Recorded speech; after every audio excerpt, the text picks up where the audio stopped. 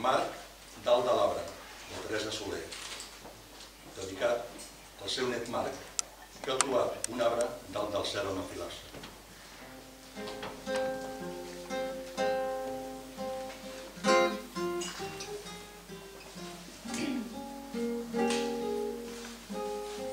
Marc, vols baixar de l'arbre aquest d'una vegada? Baixa i parlem d'aquestes angoixes que tens. Baixa! Iaia, no! No! No serà fàcil que baixi, perquè tot el que m'envolta és problemàtic. Tot és una mentida. Començant pel partit de vòlei. L'àrbitre no va ser just. És un lladre de partits.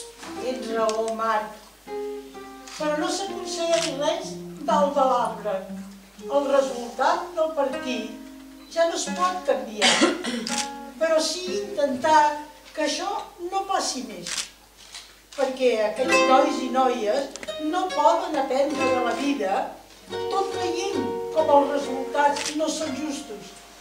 Ells, que són el futur.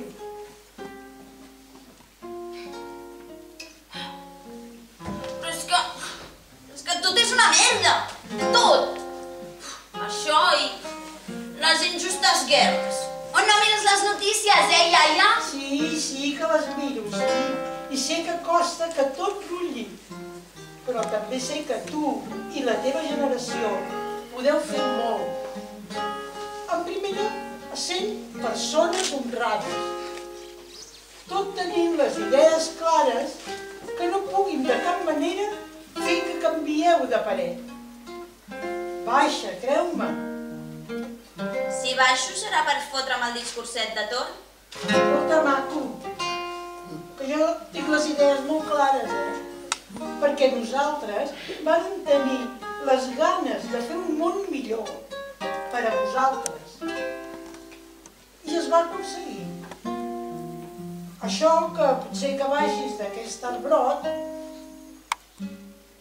a llegir algun llibre de la nostra història i sabràs a què ens refereixo.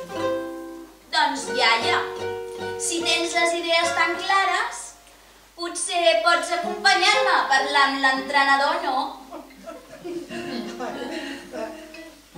D'això se'n diu xantatge. Però sí que crec que puc estar al teu costat.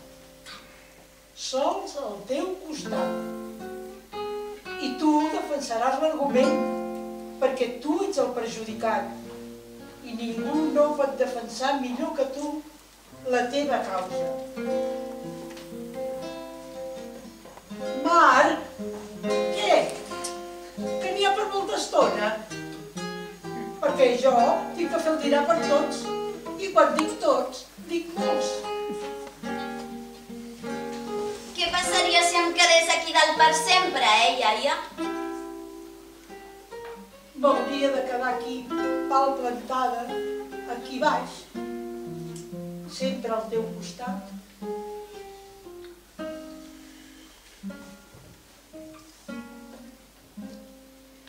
I m'he quedat, Marc.